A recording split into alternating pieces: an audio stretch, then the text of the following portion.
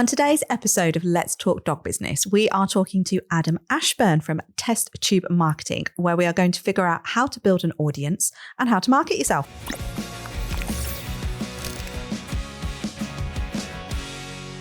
So today we're joined by marketing expert Adam Ashburn. So Adam, we would love to know what it is you do, and if you could share that with everyone else, that would be amazing. Hello. Hello. Thanks for calling me an expert, firstly. Well, as you said, it's marketing. That's what I do. And for the last 7 or 8 years, I've been in marketing. And for six or seven of those years, I was the head of marketing for a group of companies, which I'd been involved in from the very beginning. So I'd been with those businesses from startup, like 13 years, I think it was, that we started that group of companies. And for the last 7 of those years, I was the head of marketing. I just kind of fell into it because it's not something that I ever did at school, or I didn't have any qualifications in it. I just fell in love with marketing a few years ago. And at the beginning of this year, January of 2024, I set up my own marketing agency. And specifically, we've created that agency to help business owners that have already got an audience of people monetize that audience better with better languaging, better messaging, copy, funnels, campaigns, all that sort of stuff. And you're wearing your hat. If anybody watching this, you'll see that. But you're Test Tube Marketing. Where did that name come from? I'm intrigued. Yeah, so I always get a lot of questions about Test Tube Marketing, as where did it come from? So the philosophy that I've had for many years in marketing and how I answer most questions is really annoying, because people ask me a question about, oh, what do you think about this? And what do you think about that in terms of the marketing for their business? And I'm like, I don't know, test it. Like the reason is that, like, no matter how well something's worked for another business, it doesn't necessarily mean it's going to work for you. We had a group of companies inside the organization that I was part of, and what worked for one business in the same building didn't work for another one, because the audience was different, completely different audience, completely different language and messaging. And so my philosophy around marketing is just test it. I don't know. And really, when it comes to testing, I think there's a couple of things that are really important, which I know that a lot of business owners make a mistake of. The questions I like to ask when testing something is, how can you test it fast and how can you test it cheap? Because what people do, they'll go, oh, I've got a great idea for a new product or a service or a new lead magnet or something like that. Spend fucking ages, weeks, months creating the perfect thing to then go and introduce it to the world, and then they think it's amazing, but no one else does.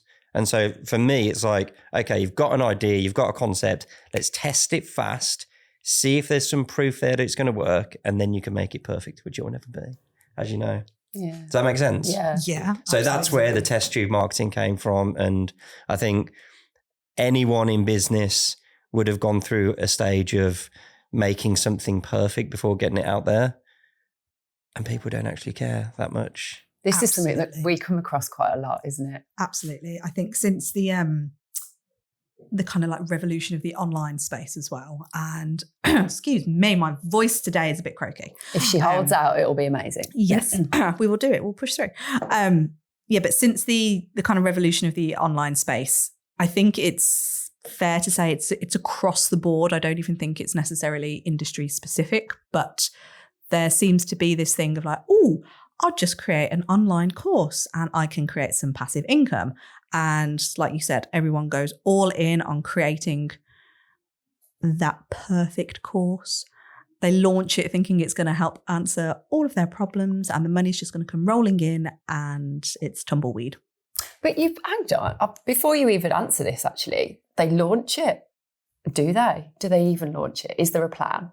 Very true. Is there any strategy? Probably not. True. There's probably not a strategy. It's like, I'm just going to put a post out. You know the language, so you're going to say post out then saying, I've got this course, go buy, or maybe not even that, and it's just suddenly appears on a website. Yeah, there's a couple of things in that. Like there's 2 things really. There's the belief that build it and people will come. Like, and a lot of people fall into that trap. They go, I've got this idea and it's the best idea in the world. Look, no mother out there thinks that they've got an ugly baby. There's plenty of fucking ugly babies out there. I was at a baby shower on Sunday having this same conversation. So it's like, when I've got this idea, it's the best idea in the world. It's like, of course everyone else is going to think my baby's cute. Just so happens both of mine are, but just saying. They are. I can vouch. But so firstly they go, I've got this thing, I think it's amazing, therefore everyone else thinks it's going to be amazing as well. And all I have to do is simply create it, and then people will come, which doesn't happen. And also a lot of with the online, like the online creation of stuff, it's the easiest thing to deliver once it's created, but it's the hardest thing to sell. And people don't realize how hard it is to sell an online course of any description across any industry, because it's called like the sales to fulfillment continuum, which is a Hormozy thing. You've got things that are easy to sell, and then things that are hard to sell, or easier and harder. And the things that are easier to sell are the done for you stuff, the one-to-one stuff. Like, it's easier for me to sell, I will do all of your marketing for you so you don't have to do a thing, than it is, I'll show you how to do it, then you've got to do it all yourself. And the price points are very different. Obviously, the done for you stuff is much more expensive. But even though the price point of the do-it-yourself stuff is much lower, it's so hard to sell, because it puts the onus on the person that's learning it to then do it. And I think that's often overlooked when people go, oh, I've got an idea, I'll create an online course and then I'll sell it. It's like, A, it might not be a good idea to begin with, and B, it will be really hard to sell, especially if you haven't got an audience. Even harder to sell if you've got no audience already. Yeah, I think it's worth delving into this audience bit a bit more, isn't it? Because we think we have audiences just because you do have a social media page maybe, or even because you do have a website, or you have an air quote business. Yeah. But who is the audience, and how do you even know how engaged they are, or anything about them? Yeah, it's like, and how long does it even take to build that audience? Like, so I suppose an interesting way to look at it could be, you've just launched this new business earlier this year. You've got this wealth of experience behind you, so you are the expert. You know exactly how to market it. How has that served you in creating this new business? Like, what are the pitfalls that you've learned, and actually what's the reality of it? Because you've still got to build that audience, and we're still only 6-7 months into the year. Yeah, good questions. So I suppose the advantage I've got, because I know marketing well, is not making the biggest mistake that most people make when it comes to starting a business, in my opinion, and that is trying to serve the masses. It's like, what most people do is they've got whether it's in your industry or any other industry, they've got a product or a service or a skill set or an expertise that they're going to sell to the world, and they don't want to pigeonhole themselves. So because their belief is that will narrow the market. And so what they try and do is appeal to everyone, which is the opposite way around. So you need to narrow the focus to broaden the appeal. But what most people do is they broaden the focus and then they end up narrowing the appeal. So my advantage was knowing this stuff. When we started the business, it was like, we were starting from zero, from absolute zero. We did need to build an audience. Obviously, I had a lot of expertise and credibility in the area and in the industry anyway. And so a lot of people knew who I was. So I was very specific with who I was going to work with and put that message out there. And I think what a lot of people are afraid to do is be that specific initially, because their belief is that they'll turn too many people off. But the reality is, if you don't do that, then no one is turned on at all. And so for me, the whole thing around audience is specificity. So you've got something that I talk about a lot, which is you've got your market. And I think for people listening to this podcast, a good way to describe it is say if you do dog training, like your market is anyone with a dog, which is a massive market. But then, and this works across every single industry, your market is a big thing. Then what you need to do is go and do something called market segmentation, which is go from my great big huge audience of everyone with a dog, is how can I now segment that and do some market segmentation? So it could be anyone with a dachshund, which is what I've got, or it could be people of a certain age that have just got a dog for a first time, or it could be you've got 3 dogs. You segment it down into all the different segments that you could possibly speak to individually, and then to start with, you choose one. And then rather than going, hey, I'm a dog trainer, or I'm a physical therapist or a personal trainer or whatever, you go, I am now this thing for this very subset of people. And you build your audience initially on a very narrow field of people, because what happens then is you actually get more. The belief is you'll get less people in. You'll get more people in that way because people will believe you're talking to them specifically. If I see an ad for dog training, I'm not even going to see it. Like, it's probably not going to resonate with me at all. But as soon as you put like miniature dachshund in there, then suddenly it's going to get my attention because you're talking to me now. And so for me, the whole audience thing at the beginning is absolutely down to specificity. And then from there, once you've got traction with the business, then it can broaden out. But if you try and start too broad, you're asking for a lot of trouble. Yeah. I think we see this play out, don't we, when dog trainers specifically have loads of different services available. So you've got your one-to-one training, puppy classes, adolescent classes, all the stuff that we're always talking about. And the business will inevitably grow, but it becomes very much it can become a bit of a beast. Mm-hmm. And then we have no idea how to control it because we've now got all these people, and now we've started to become a bit of a jack of all and a master of none. And for me, that's one example of where burnout creeps in a lot because we haven't done that specificity in the first instance. Do you have any advice for people on how they go about specifying? Because it's that scary thing of, you've just described it. People are going, I feel like I need to talk to everyone because that's what I'm going to bring in. But actually, you don't want everyone anyway. And let's face it, we don't want everyone anyway. So yeah, what's your advice for somebody? Do you give this kind of advice where you would recommend how to go through that process yourself and niche, or however you want to describe that specificity? Yeah, definitely. So there's a couple of ways around it. There's a couple of ways that I talk around it when crafting a message, which really helps with this. And first and foremost, you need to do the market segmentation. You need to go, okay, what are the segments that I could possibly target? Then I think before making the decision on what you're going to niche into and then crafting a message, I think you need to determine what you want to. Like, I think one thing that you should really think about before making a decision is like, there's 5 C's to this, if you like. There's what do you actually care about?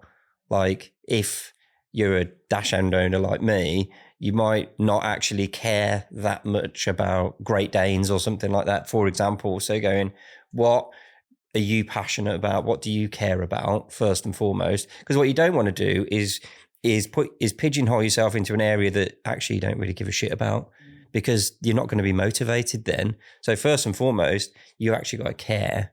Then ask yourself where you've got credibility. So where have you already got case studies or personal story or things like that where you're credible? Then definitely this is one that, some people might find it's a bit icky, but who's got the cash? Like, it's definitely a question you need to ask, because when you create products or services, you need people to be able to pay for them. So if you're targeting a market that's, if you're generalizing, are not very affluent or can't afford it, then you're asking for trouble already to begin with. Then that's 3, isn't it? The 4th one is contacts. Like, what contacts have you already got in terms of whether it's your phone or database or people that you already know. And then the other one is community. What communities can you access that have got those people in? So you think about all those things. A good thing to do is actually to create like a little matrix. So you put those 5 things down and then 0 to 10, and then go, right, I'm going to pick this dash down and go, right, how much do I care about that? 10. How much credibility have I got? 9. And out of 10, and then go down. And then you could do that with a number of different market segments. And then the score can determine, okay, that seems like a feasible one to go into. Does that make sense? Yeah, total sense. And I'm just thinking, who on earth has ever done that? I know. I love that though. I wish I'd have done that back in the day. It just makes it a little bit more scientific, because I think you need to answer those questions in order to know whether it's a good idea to go into. Like, first and foremost, if you don't care about it, then that's a 0. That's going to really impact. And if you've got no credibility in it, it's really going to make it, tougher. When I was starting a business, if I went into sales, for example, and right, I'm going to start a sales agency, I don't care too much. I mean, I have a very close relationship with sales, as all marketers do, but I don't particularly enjoy the process. I definitely haven't got any credibility in it. So already my score is pretty low, and then the others could score 10, like contacts, cash, community, that sort of thing. But really, those first 2 are great indicators of not to go in there. Very interesting. What if somebody's credibility is 0, though, if they're just starting out? Yeah, good question. So I think credibility can be measured in one of 2 ways. Either you've got proof of concept for doing it for other people, or yourself. So a lot of people go, well, I haven't got any case studies or testimonials for my business yet because I'm just starting out. But the reason they've gone into that business is from a personal story. Like, it would be weird to go in just out of the blue, go into a business that you've got no experience of in your life and start. I'd question whether that's a good decision. Because it's like, well, what are you doing? Like, where's the expertise? So it's either you're going to have some form of credibility in your own personal story, I'd say, or working with people. Unless you say, well, no, the people are just going to do this off a whim and have no credibility or anything like that. There's possibly some, isn't there? Yeah, that comes in though to the imposter syndrome thing, doesn't it? When people have, but this is, imposter syndrome is quite a big thing in a lot of industries anyway, but it's that if you've been, like, how many people who become dog trainers have, say, a reactive dog and they've worked through it themselves, and then they might become a dog trainer off the back of it. And that credibility thing is it's a really nice thing to look at, because people can go, I have got the credibility because I've done it myself. I've been through the journey myself.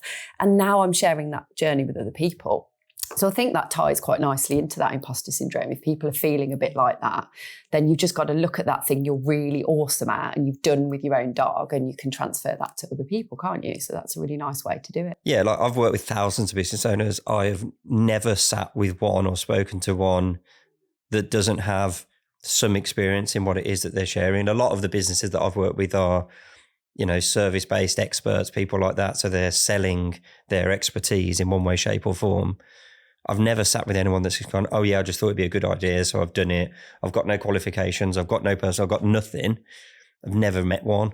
Even if, like, in, the dog training world, it could be that the credibility is that they worked at a kennels when they were a kid for years and they, learned how to change their behaviors and things like that. There'll be some there for the desire to want to start a business and make money from it, in my opinion, and not to just think on, well, where have I proven on myself with other people, but start with yourself. Where have you done it? Yeah. And then would you recommend that then gets transferred into their messaging as well? So if they've been through the process with their own dog, for example, the example we used earlier, and then they wanted to help other people, you bring that in. Yeah. So the niching thing is all about you, as in, like, you need to decide what the niche is, what works for you as a business owner, as an individual.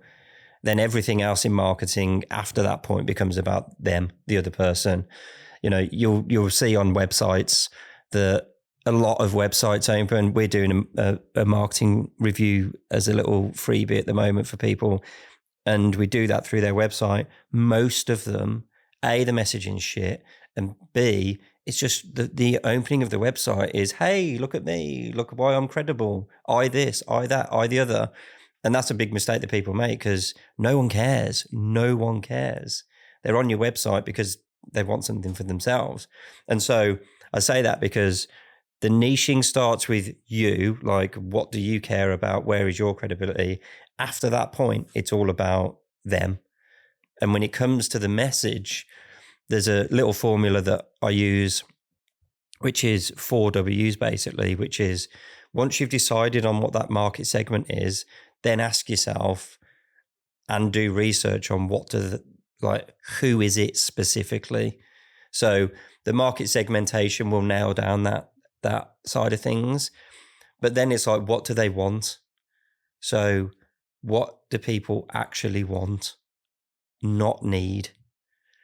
What a lot of people do is sell what people need. So they will sell a 12-week coaching program or a nutrition and mindset plan. And you're like, fuck off. No one's lying in bed. No one's lying in bed at night. Say if you're after personal training, for example, no one's lying in bed at night going, you know what? I feel like shit. I really want a 12-week mindset, nutrition and training plan. What? Do you mean you don't do that? I do that every morning. Yeah, exactly. No one's ever doing it. But what they want is to get a certain result, whatever that may be. It might be that their dog is an annoying little shit that's just tearing things up all the time, every time they leave the house, and they want to stop that from happening. And so it's really, once you've chosen your market segmentation, it's getting really, really clear on who it is that you want to target specifically. What do they want? I think one of the big mistakes people make in marketing is they try and encapsulate their whole business into their marketing. So it's like, really what you should be doing is go, right, we're going to run a campaign that's specifically targeted to this particular person. Forget the rest of the business for now. We just want to speak to these people and then focus in on those. And the beauty of it is, it's like, it's called vertical marketing. The beauty of it is you can have multiple different messages. You can still at the end sell the same thing, but you're being really, really specific with your messaging on the front. So you ask who it is that you're speaking to, what it is that they want, not need. Why do they want that? So why do they want that result? What they're trying to feel, how they're trying to feel, what they're trying to achieve, what they're trying to avoid. Get really clear on the motivations behind wanting that result. And then finally, the last little bit is, when can they get it? So in what time frame can you promise the result or deliver the result? And that last one isn't necessarily relevant for every industry, every business, because there might not be a time frame that you could put on it. But using those 4 components, the who you're speaking to, what do they want, why do they want it, and when can they get it? Using those 4 components, you can craft a message. So for example, it could be like, I help miniature dachshund owners that are fed up with their dog chewing their shoes stop it in the next 6 weeks. You're going, sweet, I'm interested now. As you can probably tell, the little shit chews my shoes and it pisses me off. It's coming through here, isn't it? What's happening with your dog? Truth bombs. The thing is, dropping it. like, the thing is, we are subject to, research was done in 2014 and the number was so high that it's hard for me to believe. So I'm going to halve it and say 2,500 marketing messages a day. Yeah, which is still an obscenely high number if you think about TV, radio, social media, like driving down the road, you've got bloody billboards, you've got this message behind, you're bombarded by marketing messages all the time, every single day.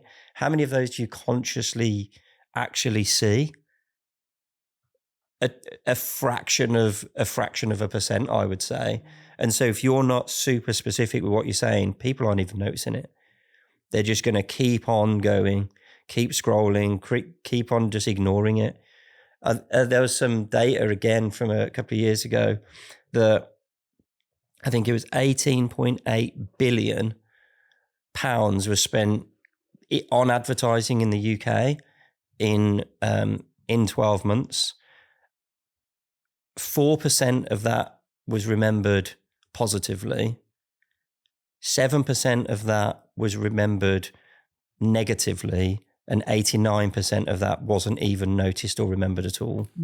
And that's £17 billion wasted. What most people think is, I need to focus on not being in that 7% that was noticed unfavorably or negatively.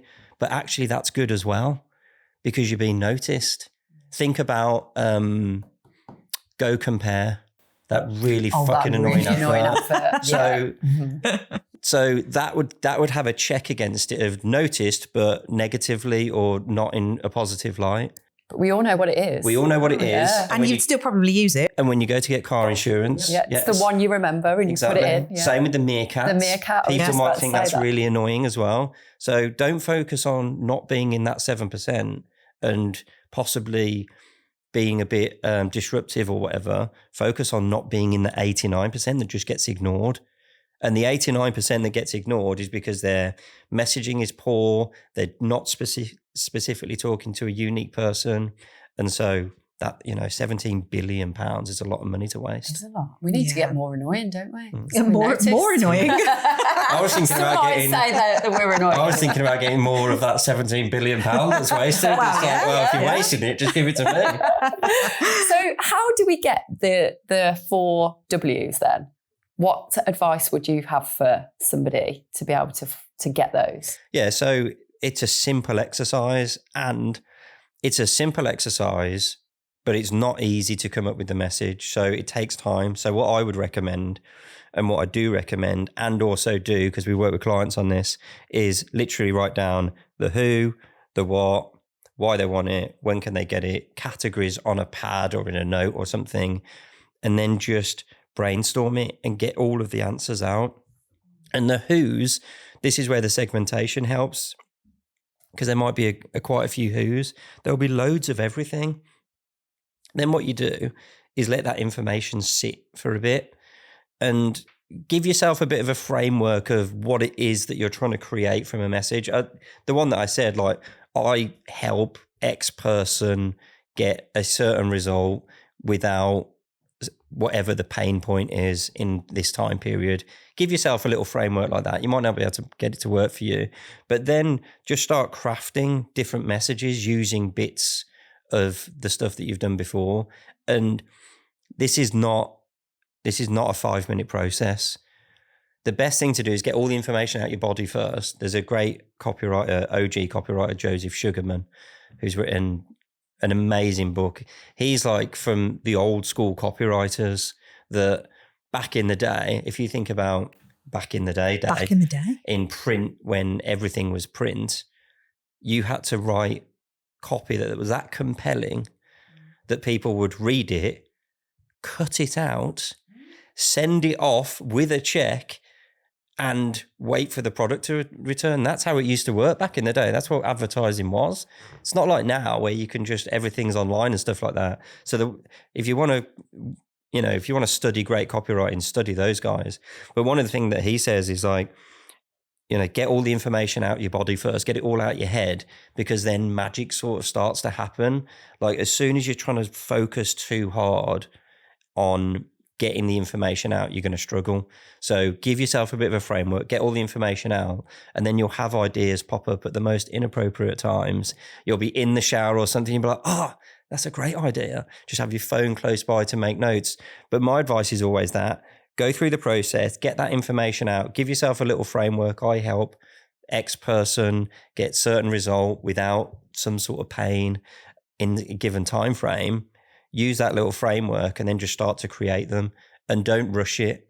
It could take a few days before you start to get some ideas come out. And even the really shit ones, even when you think of them and you go, that's shit, get it down, because it might be shit, you might be right, but there might be one word in that you've used that works really well with another one that you've written down. And so just get all the ideas out and then just commit to one and get it out there and test it. Would you recommend using a client language? 100%. And actually, I would not use client language. I would actually use prospect. That's what I meant, yeah. Because interestingly, when you ask clients questions and do market research, if you like, they give you the answers that now you might have conditioned them to give. They've learned about. They might be using words and phrases that they've now learned from you, that people that don't know who you are haven't got a clue what that means. Like, I see this mistake a lot. Where was I reading it? I was reading something the other day, but basically it says clever people knows that simplicity works. Stupid people try and overcomplicate things. And I'm not saying people are stupid, and people do overcomplicate things. And I think it's not from a perspective of being stupid. It's more from a perspective of, I need to show my credibility. So I'm going to use language that shows I'm credible. And actually that doesn't work. It completely switches people off. Like, the more simple the language, the better. And when you speak to your clients, they might use some of the jargon that you use that the prospect will never use. So yes, do speak to clients, but also try and get the people before then as well. Yeah. We always say, or we've started doing it over the years, haven't we? Where you're on those initial sales inquiries or someone's emailed in, keep that somewhere, because the language, you can pull it out and go, these are the words and phrases that people are coming to us with. Let's put that out there, because that's who you're wanting to target. Yeah, exactly. And specificity is everything in marketing. You've got to help a unique person solve a specific problem. And as soon as you deviate from speaking to one individual person, you can't solve problems as well. Therefore, the perceived value of what you offer is massively diminished. Like, we were working with a client recently whose business helped. It was a cool little business in theory. It was a cool little business, but they were targeting two audiences at the same time. They were entrepreneurs / business owners. That's quite synonymous, which is fine. And at the same time, people that are employed in corporate jobs that want to progress. And so in the same copy, the solution was the same thing, but in the same copy, they were talking about growing your business, making it more profitable, generating leads and stuff like that. And so the corporate person's going, what the fuck are you talking about?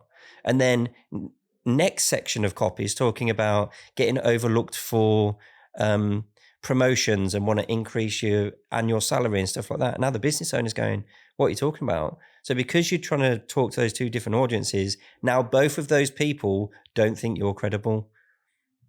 Your credibility is just diminished because you're trying to talk to two people at once. Whereas if you only talk to the business owner, or you only talk to the person that's employed in a corporate job, like, when you're that specific, the perception is that this person that's talking to me has got some innate knowledge about me and my industry that other people don't have because they're a specialist. Yeah. I think it's important to know that you can get spin-offs from it, can't you? So I don't know if we've publicly shared this information yet, but oh God, what are you about to say? So Vic and I started Canine Business Academy actually early part of 2023, except it wasn't called Canine Business Academy. We called it Rebel Core Collective.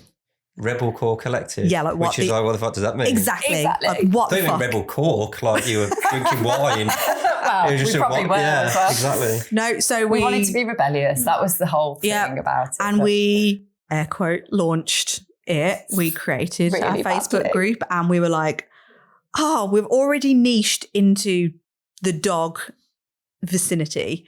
So our messaging, and I use that word very loosely back then. We needed you, Adam. Thing is, though, it was shit because we knew all of this stuff I know. and we still did it, which goes to show how You were in ingrained it our is. world anyway, but we just didn't apply it. But we thought we'd go dog professionals and just sweep the whole industry. Mm-hmm. And shock, horror, fell flat on its backside. Like, nothing happened. And then as soon as we were like, do you know what? We're trainers. Let's just lean in on that. And actually, off the back of it, all of our messaging is pretty much trainers. We know it applies to a wider audience, and arguably you could call us just general business strategists, but we're all in on the dog world. And we've got people working with us now that are groomers, boarders, daycares. Like, it's attracted a lot more, but we haven't gone out with that messaging. We've gone all in on we're trainers. And then this business has just gone from strength to strength because we got that messaging bit nailed. And we started using language of people that we were hearing in our industry. Yeah, and you're solving problems for people specifically there as well. And I think this is the greatest fear around not doing it, is that you're stuck with it forever. It's like niching is a marketing tactic. It is not a life sentence. It's like you can pick a niche, you can pick a certain segment and create a marketing message around that and run with it. If it goes well, great. If it tanks, that's okay as well. Just do something else. That is such a good description. It's not a life sentence, because I feel that's what some people think that it is. But what if I don't like it? Well, change it. Change it. Change it, Yeah. Currently, like with our agency, we are not doing front end lead generation. Like, we're just focusing on the monetization of the audience that you've already got. In a year or two's time, who knows what it's going to look like? I know one thing is it's not going to look exactly the same as what it does today, but you need to be that specific to get traction, like you guys did when you went with whatever your wine club was called, something around. I'm not going to look at it any other way now. RCC is actually the acronym. Yeah. When you went that route, you did it with the best intentions, but then when you dialed it back to dog training, then you ask yourself, well, why did we do dog training? You go, well, we care about it. We've got credibility there. There's people there that can afford it. We've got contacts. We've got a community. So you ticked very high on the scale out of 10 for all of those things to choose that niche. But when you did that, that's where you got traction. And now you can definitely, if you want to, do offshoots, because now you've built an audience of people that see you credible and that you're great at growing dog training businesses and that you get results time and time again. And what's your credibility to start with? Your own. You built a successful dog training business by yourself. And it's like, that's as credible as it gets. And now you've obviously done it time and time and time again with other people. And then now you've built that audience of people. It's how companies do it. It's like Peloton's a good example. So when Peloton came out, I don't know how long ago it was, it feels like it came out of nowhere a few years ago. All they did was the bikes.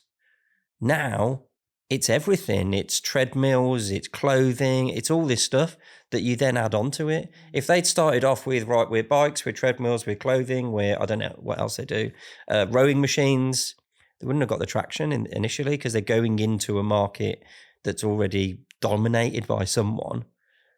And then so taking that little specific angle to begin with just gets you the traction, builds up the audience, gives you the credibility and the authority, and then you can do other things. And builds the trust in the product, doesn't it? Because if they like that particular product, they're going to trust other products that you produce off the back of it. Exactly. You deliver in that, and then when you start something else, you go, yes, these people deliver.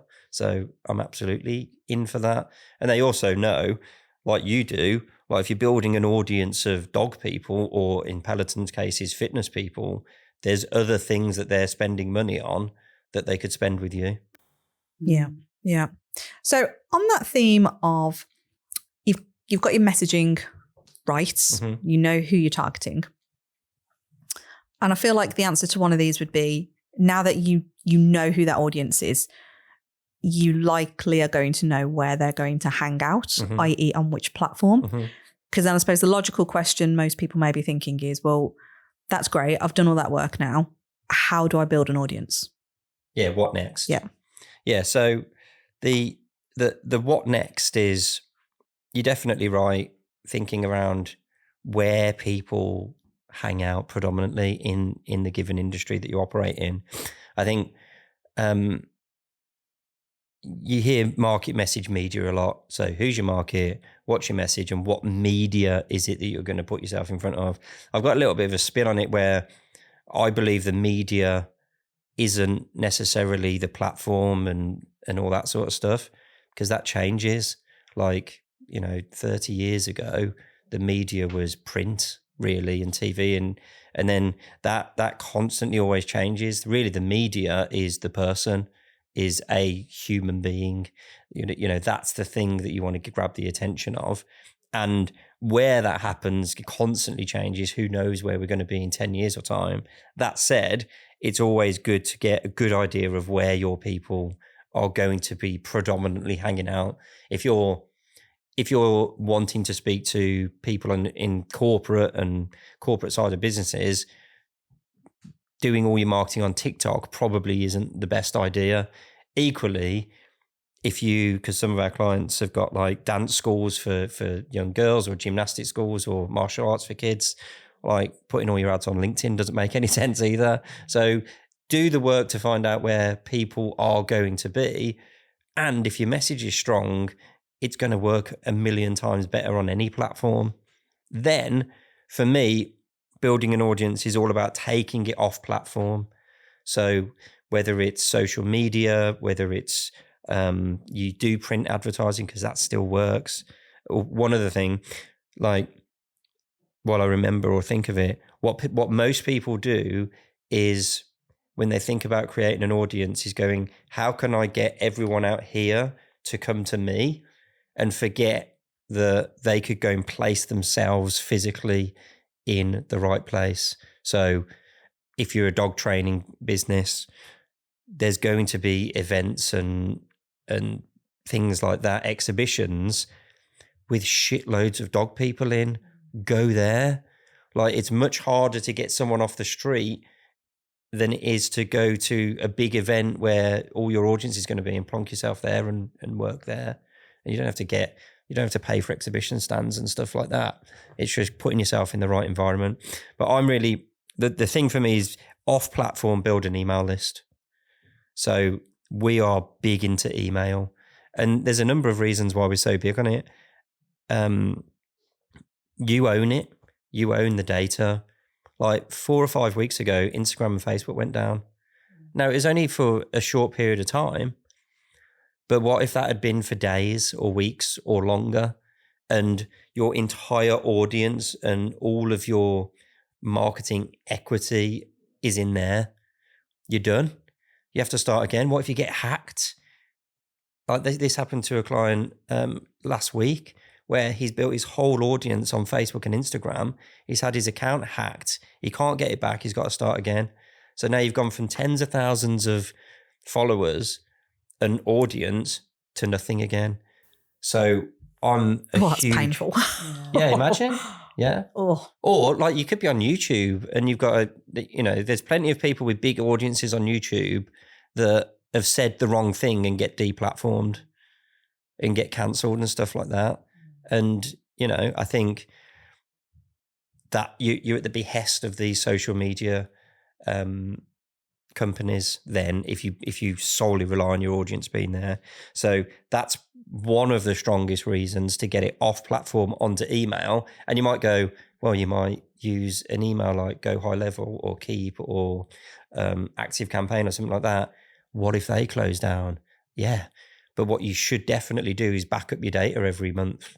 And just go, oh, my database, back up, and it goes onto external storage or something like that. So you don't lose the data. That's the key thing. And so that's the number one reason I would say for being active and deliberate for getting people off platform onto your own platform. And secondly, email marketing done well outperforms social media and client acquisition massively. Ooh. Hugely. It's a controversial subject though, isn't it? Because there are people that say it's done, it's had its day, email marketing. So you would obviously disagree with that. 100%. It's definitely not done. I've got lots of data to back it up. It's done if you're shit at it. If you just do what everyone else is doing, then anything's done. Like, I think that because we get so many emails every day, like if we had our phones and you have a look, like I've got a bit of OCD, so I don't like having loads of unread emails. I get that. But by the time I go back to my phone, I'll have another bunch that I need to deal with. And I think because people know that they get loads of shit, they just go, yeah, it doesn't work. And if you don't stand out, you still have an email account. Yeah, exactly. Yeah. And it's the same with all marketing. It's like, yeah, it doesn't work if you don't get attention. The number one rule in marketing is to get people's attention. And you do that by being specific, by crafting a good message. If you don't get anyone's attention, you're done. like it's over. And so it's the same with your email inbox. It's like, it's just another form of marketing, but you have to get people's attention, and you do that in a very specific way. Like we do a lot of email with our clients just because we have a way to get it to work so well.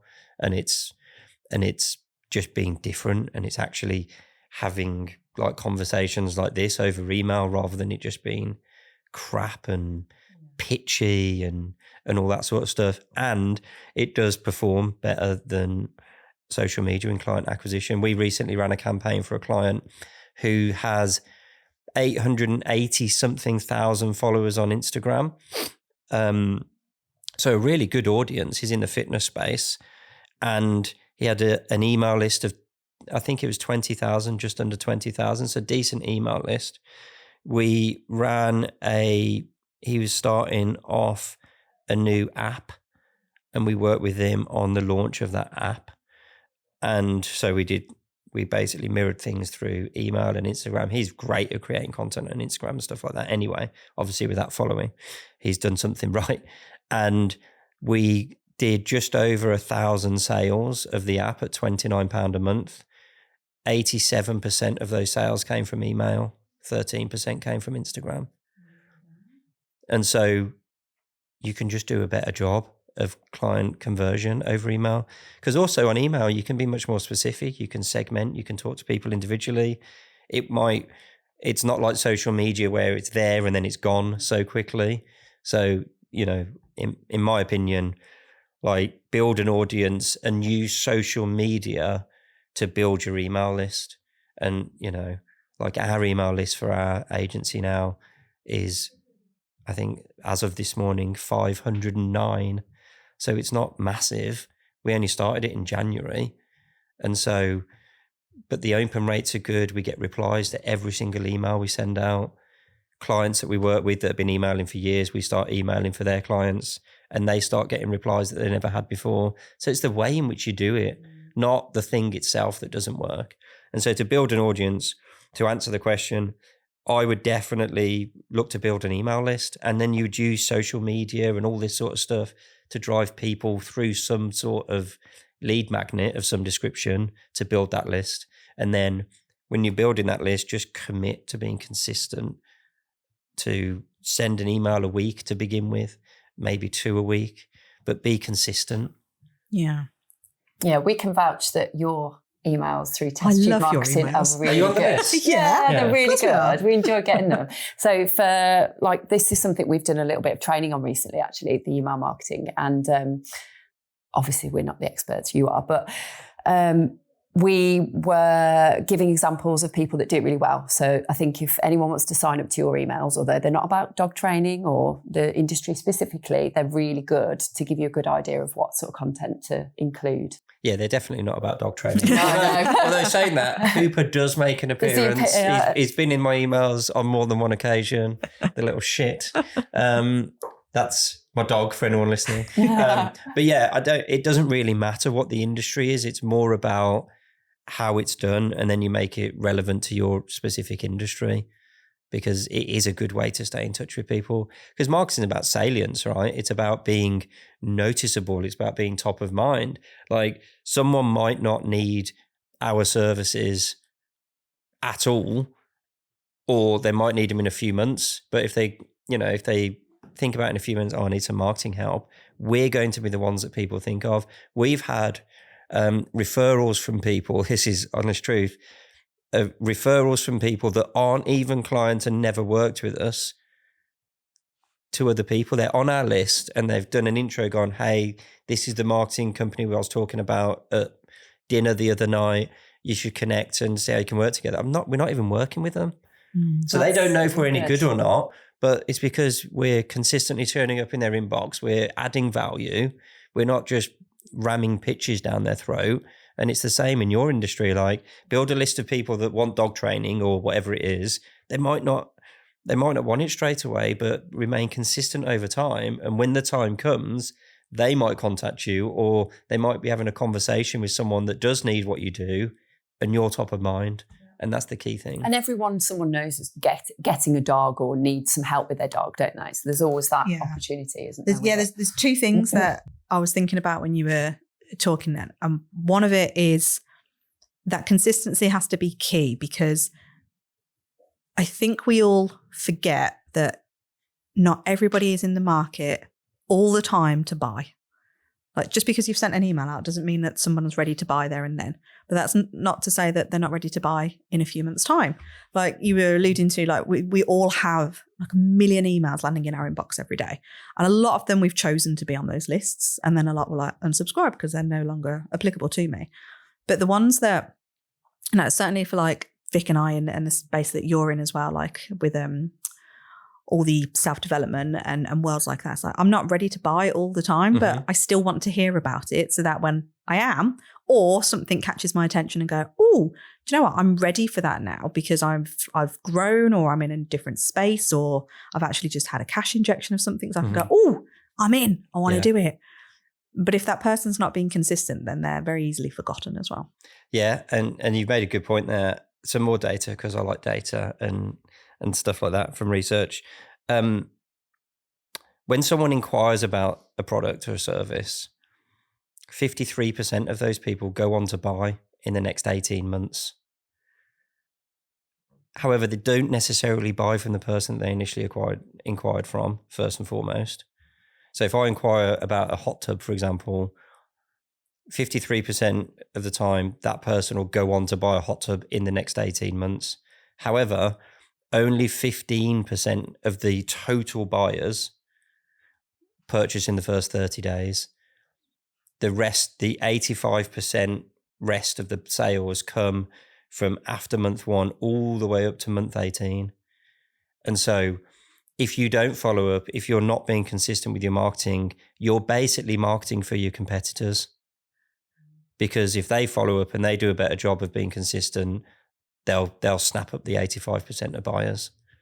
What people tend to do is, with their marketing, there's 2 types of marketing. Were you at EE? Did you see a speak at EE? I couldn't make it this time. So we spoke about the 2 types of marketing. Well, I've just kicked the mic. Have I fucked that up? So the 2 types of marketing, you've got make-out marketing, which is basically remember back in the day when you used to go dating? There's lots of back in the day references. Making out? Are we talking about No, kissing? we are talking about exactly what you think. So back in the day, if you wanted to go out and you wanted to get lucky one night, you'd go out to a bar. That's what you used to have to do. Oh my God, I'm so glad we don't live back in the day anymore. Yeah.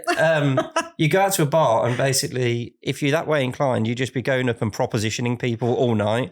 You'd get 99 people tell you to fuck off and think you're a twat, and then you might get lucky once. Okay. And so a lot of marketing is like that. It's like bang, bang, bang, get a result now. Like, here's this thing, buy it. And trying to get that immediate result. You'll get some luck doing that. But there's a lot of people think you're a bit of a twat. And then the other way is what we call marriage marketing, which is like, you might still be single, but you actually want to create and have a long-term relationship with someone. You might still go to a bar and you might still talk to whatever it is that you're into, but you'll approach it in a completely different way. You'll be like, hey, it will start off with, how can I possibly get your phone number or something like that? And then you might be texting or whatever, speaking on the phone for a few weeks. And then you'll go out on a couple of dates, etc., etc., etc. Like, what you wouldn't do is start that process, then disappear off the face of the earth for 6 weeks, then phone back up, go, hey, it's me again, and expect to get the same like response. It's like, if you're committed to building a long-term relationship and marriage with your clients, so getting good quality clients that love, refer, and stick with you, then you have to have that consistency across the board, because everyone that you get the phone number for, they might not be right now, but you need to treat it like dating. So you be consistent, you be caring, you be kind, you be considerate, and then you take these little steps. You might go for a little kiss first, which might be like a little, like a little cheaper product that you've got for a few quid just to, start the ball rolling. And so you've got those 2 types of marketing. They both work. So there are things that when you do a launch, for example, that's very much the make-out marketing. That's like, hey, I've got this thing, go get it now. And I'm going to give you all the reasons to go and get it now with a really good offer. but also that sits alongside it that actually helps that side of your marketing is the continuous marriage marketing, which, you know, how many people did you go out on? You'll probably go one now. How many people did you go out on dates with and stuff like that before getting into a long-term relationship? Some of them fizzle out, but it doesn't mean that you stop approaching things in the right way. And I think that what people do is they go, I've done this marketing, it hasn't worked, therefore I'm not going to do anything else and I'm going to start something again new. It just doesn't work like that.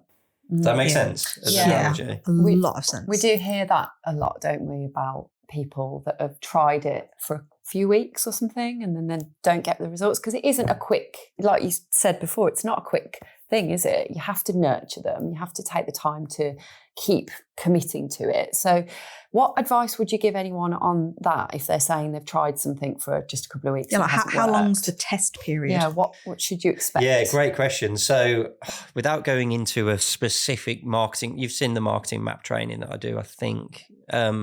Without going into that, essentially what you have to do is track the data.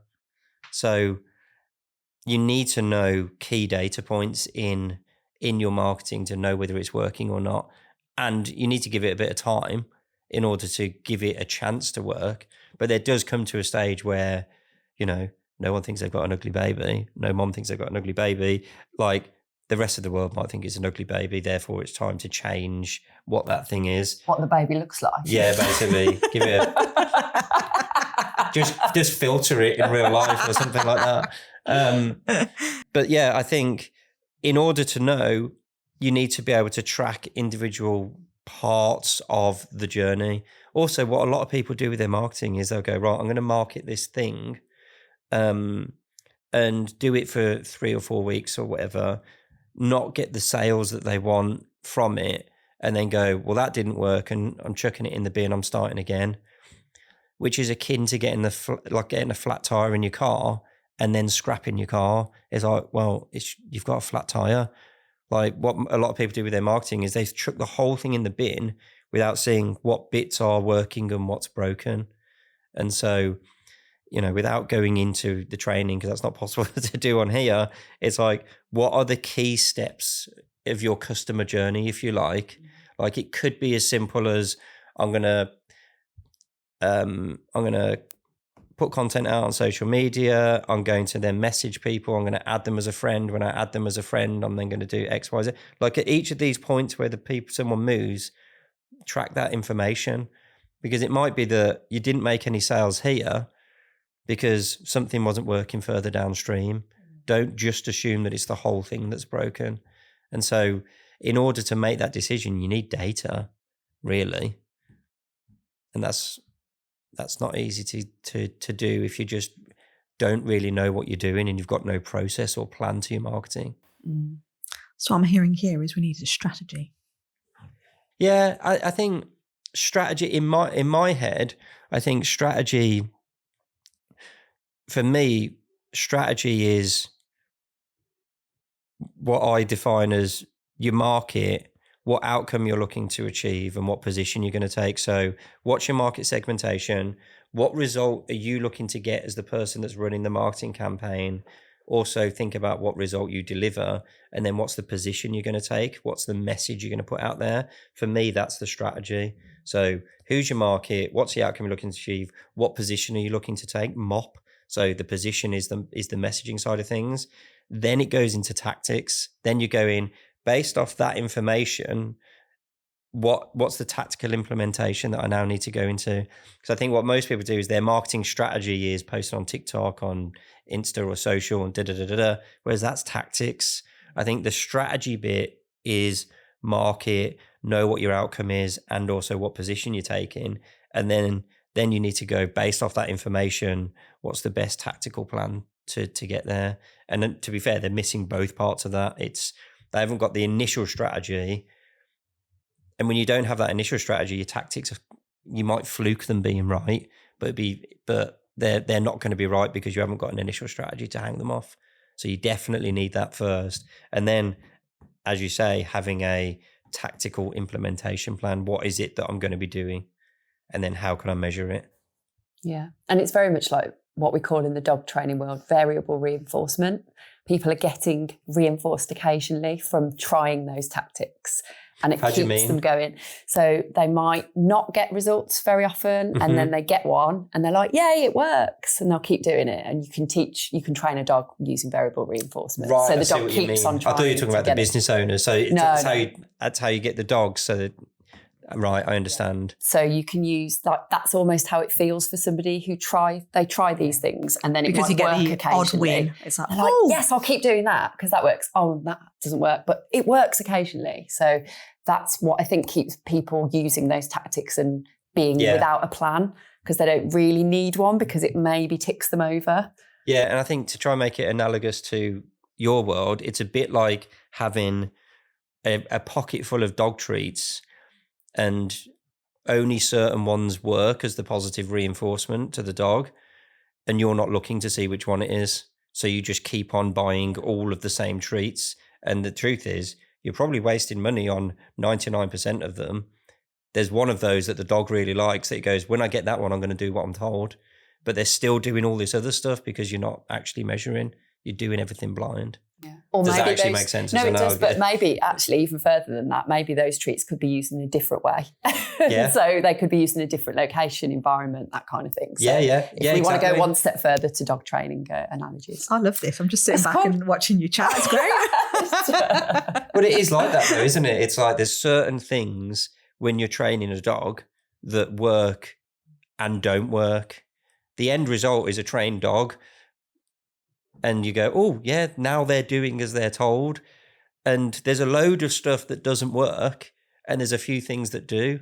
But what people tend to do is not know any of the stuff that does or doesn't work in their marketing. So either keep doing it all, which is massively inefficient, or just chuck it in the bin and then try and find a new way. And it's like, you've just chucked loads of stuff in the bin that was working really well, you know? Yeah. And that's why it makes it really hard for people to market themselves. So it's all about strategy. Yeah. Do you just got to think bigger picture? Who you targeting? And then it should all have a plan. Nicely come off the back of that. Yeah, you've just got to have the balls and to go, right, I'm only going to speak to this individual to begin with. Or run marketing campaigns only for that individual person.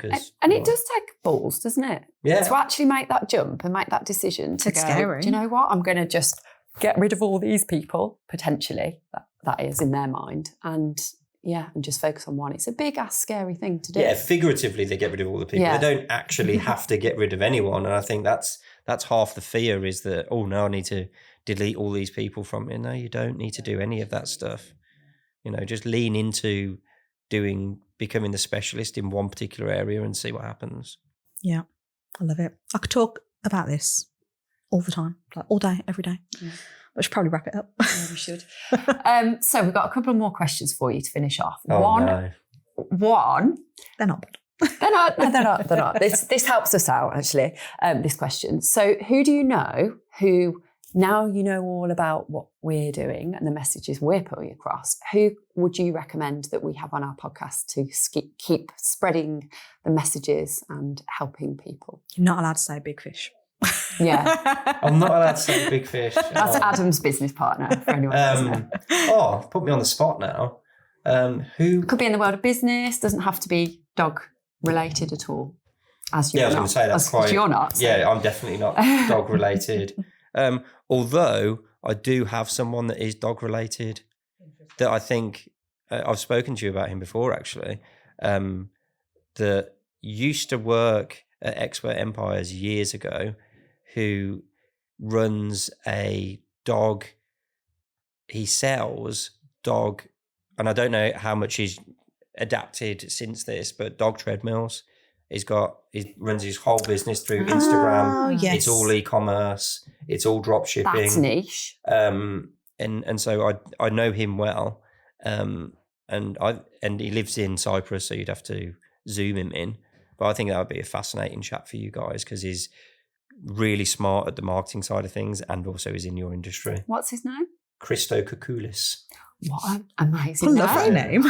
He's definitely the name he's on Cypriot, its yeah. own. Oh, I love it. So I can definitely put you in touch with things. I think it'll be really good. He's got his business. I can't recall what the business is. I think it's Dog Fit or something like that. Has got good size audience and he does quite well. I follow Dog Fit. Do you? Yeah. I might have got that wrong. So, but yeah. Interesting. And then the very last question. Where can people find out more about you and your test tube marketing? Best thing to do, just go to www.testtubemarketing.com. Sign up for the email list. Just go on the email list. Get on the mailing list. Alternatively, I'm not really very active on social media. So, like on Facebook, I just generally post pictures of my kids and my family because I've got family all over the world and they like that. But yeah, that's probably the best way because that's when you get emails from either me or Fish, they are written by us. They come from our email address. So the replies and stuff come back to us. So yeah, that's probably the best way. Test tubes. That's tubemarketing.com. Amazing. Thank you very much for joining us today. Thanks for having me. Thank you for making the journey over. That's all right. It was fun in the rain. Listening to Miserable day podcasts. today. Miserable July day.